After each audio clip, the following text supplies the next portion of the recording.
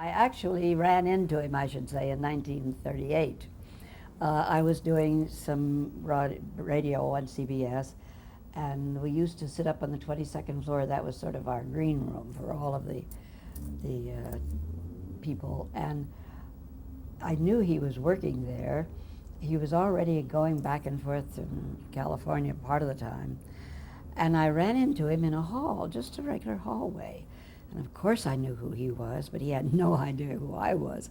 I was longing to speak to him, but I was a little too shy to do that.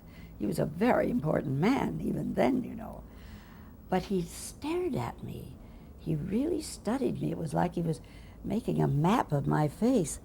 And I didn't make anything of it, but I found out later what was going on.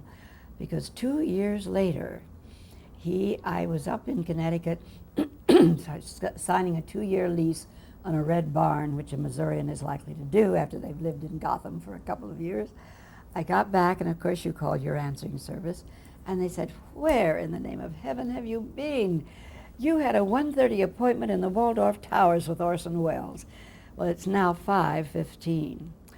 Well, I said, "I'm sorry to cause you the trouble. It never occurred to me that you would be looking for me. I didn't know there was anything on the fire at all." But I was thrilled because my agent didn't know about it. I didn't know about it. The only person who could have arranged it was Orson himself. I didn't even take a taxi. I sang all the way over to the Waldorf Towers, just walking again like Greta Garbo. And I got there. The secretary said, "Mr. Wells isn't here. Can you wait?" I said, "Of course." Settled down. In about 2 minutes, he came flying through the door, coattails flying, shirt tail out. People used to say he looked like a bundle of laundry on the way to be done. And he said, "Aren't you wonderful? You waited for me." I said, "Well, I did a couple of things in the meantime." So he took me into the next room, sat down behind the desk, turned on the lamp, and then disappeared in a cloud of smoke as he was lighting his pipe. Well, I had nothing to do except sit there and watch him, and I'm thinking, isn't that interesting, that a lighting effect? Because it was just sharp across his face, this very black and then very white. And I was, of course, seeing some of his new lighting that he was going to use on the show.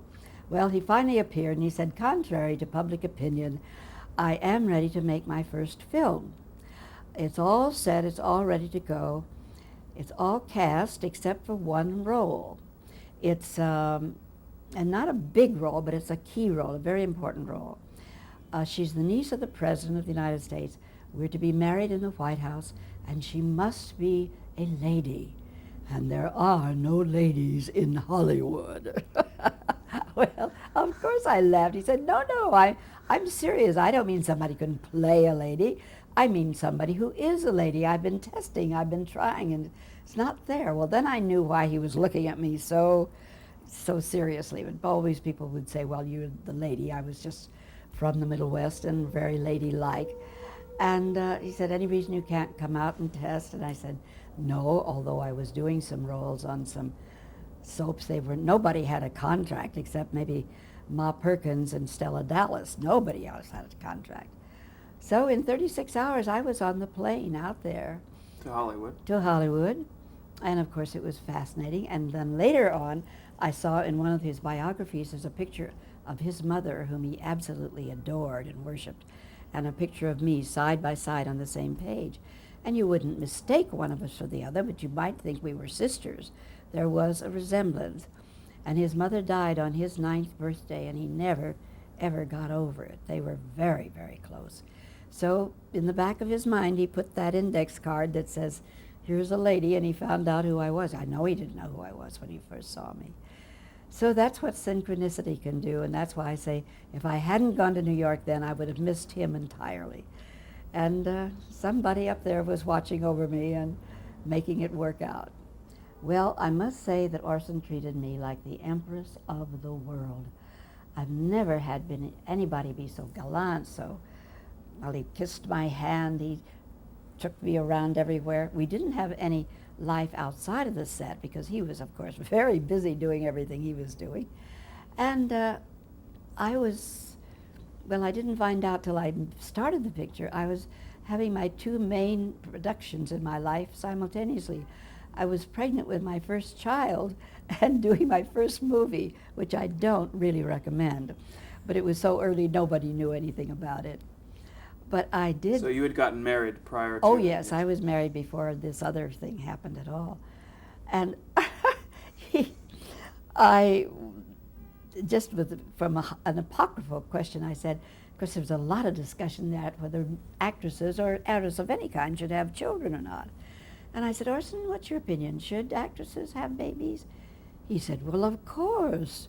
In the first place, you owe it to the gene pool. I'd never even heard that expression at that time. And he said, now maybe the child won't inherit it from you now, but somebody along the line will. And if you keep that out of the gene pool, you've really done a bad thing for civilization. He said, besides, what's the big deal? Nobody asks a father to give up his work because he's going to have a child. And the best thing you can do for a child is to put it next to a motivated adult who is doing something that they're passionate about, that they care about. They're much more likely to come out being a healthy, creative individual than to have mother waiting on them every minute. So that was a big load off my mind. I had the answer for my mother, and I knew she was going to say, now, Ruth, now that you're married and having a child, you must give up this nonsense, this childish nonsense of being an actress. That settled that for me. And then he said, besides, the most important decision you have to make in your life is to decide what is your secret heart's desire. And that's harder than it looks like, because you've got all these people influencing your family, your teachers, your mentors, just people in general, the public even, saying, oh, no, you can't do that. There's no money in that. No, don't do that. Do this. Well, if you take their advice and don't stick to your own heart's desire, you may make a lot of money, but you'll spend it all on the psychiatrist's couch. So follow your heart and all will go well. Well, that was all I needed to set my course for the rest of my life. And it was the most valuable advice I gotten anytime, any place, anywhere. Bless his heart.